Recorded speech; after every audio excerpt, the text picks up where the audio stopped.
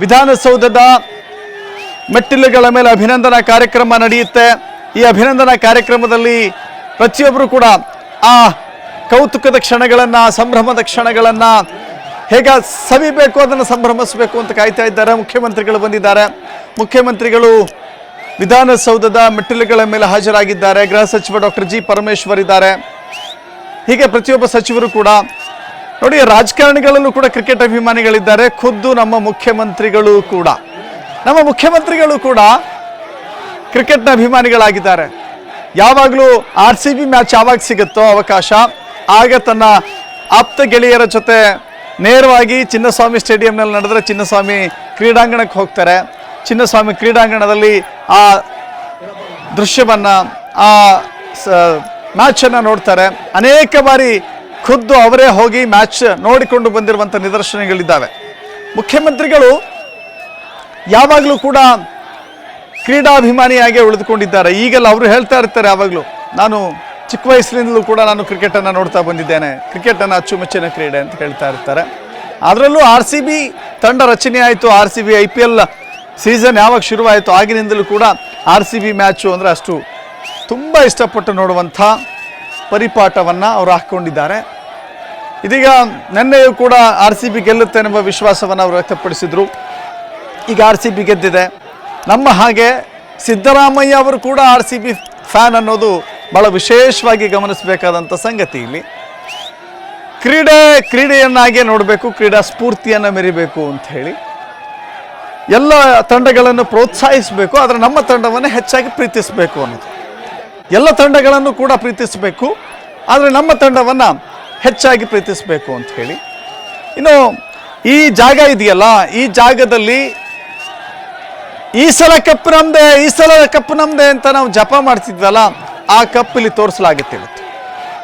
ಮುಖ್ಯಮಂತ್ರಿಗಳು, ಉಪಮುಖ್ಯಮಂತ್ರಿಗಳು, ಸಚಿವರು, ಅದರ ಜೊತೆ RCB ಲಯನ್ಸ್ ನಮ್ಮ ಜೊತೆಗಿರ್ತಾರೆ. RCB ತಂಡದ ಪ್ರತಿಯೊಬ್ಬ ಆಟಗಾರರು ನಮ್ಮ ಜೊತೆ ಇರ್ತಾರೆ.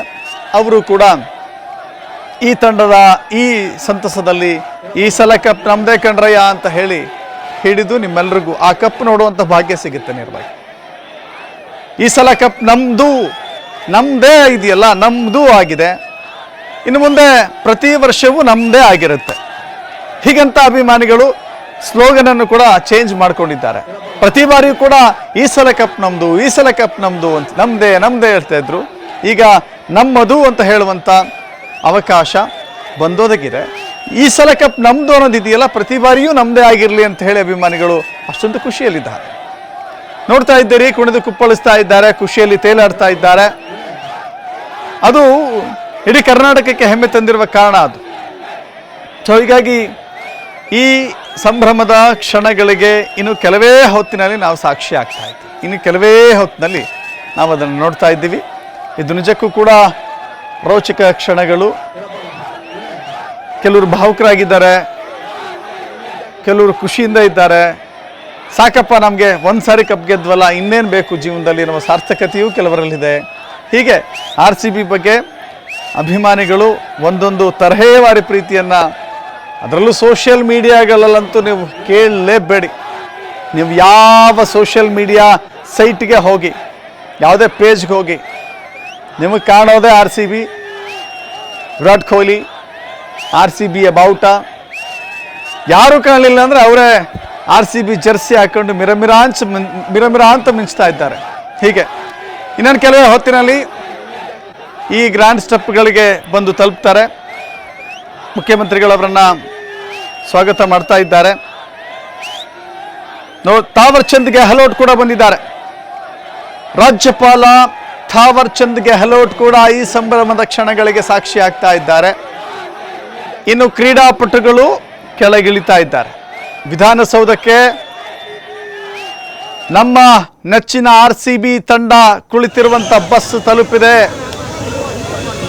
ಆ ಬಸ್ನಿಂದ ನಮ್ಮ ಸ್ಟಾರ್ಸ್ ಎಲ್ಲರೂ ಕೂಡ ಕೆಳಗಿಳಿತಾ